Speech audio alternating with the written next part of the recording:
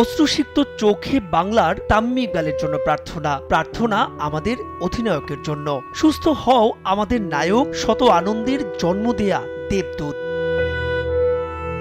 বন্ধু, সাকিবের জন্মদিনে আলোচনায় তামিম, কিন্তু এমন আলোচনায় যেন আর না থাকতে হয় টাইগার কোন ক্রিকেটারকে।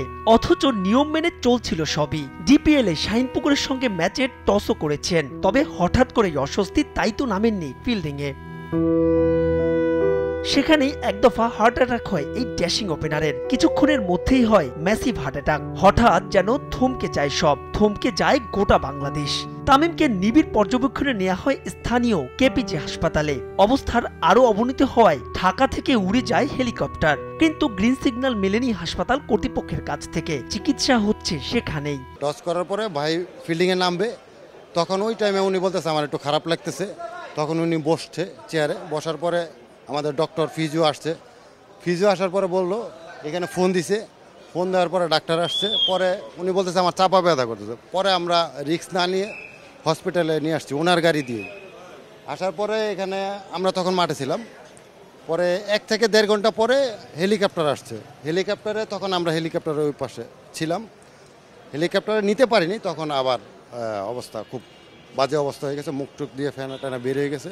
ডাক্তাররা হার্ট পাম্প করছিলেন, তার কোনো পালস পাওয়া যাচ্ছিল না, খুবই সংকটাপন্ন অবস্থা ছিল। সেই অবস্থান থেকে এখানে আবার আনা হয় এবং এমার্জেন্সি যেই বিভাগটা আছে সেখানে লাইফ সাপোর্টের মতো যত রকম সরঞ্জাম আছে সব কিছু দিয়ে তাকে তার পালসটা ফিরিয়ে আনার চেষ্টা করা হয় এবং ফরচুনেটলি সেটা সম্ভব হয়েছে শেষ পর্যন্ত। কেপিজে হাসপাতালে এনজিওগ্রাম করা হয় তামিমের। ঢাকা থেকে ছুটে আসে তার পরিবার, আসে বিশেষজ্ঞ চিকিৎসকও। যেখানে একটি হার্টে শতভাগ ব্লক পাওয়া যায়, দ্রুতই বসানো হয় রিং। মিরপুরে বেলা 12টার সময় বসার কথা ছিল বিসিবির বর্তমান কার্যনির্বাহী পর্ষদের 19তম সভা, কিন্তু কিংবদন্তির এমন দিনে ওসব থোড়াই কেয়ার। বাতিল করা হয় বোর্ড সভা। সব পরিচালকরা ছুটে যান কেপিজে হাসপাতালে। ছিলেন বোর্ড সভাপতি ফারুক আহমেদও। সময় গড়ায়, সঙ্গে বাড়ে টেনশন, প্রার্থনায় গোটা বাংলাদেশ। বিসিবি সূত্রে জানা যায় অবস্থার কিছুটা উন্নতি হলেও এখনো শঙ্কামুক্ত নন তামিম। তার একটা ইতিবাচক খবরের জন্য এবার তাকিয়ে কোটি চোখ। মাহবুব রিমন, সময় সংবাদ।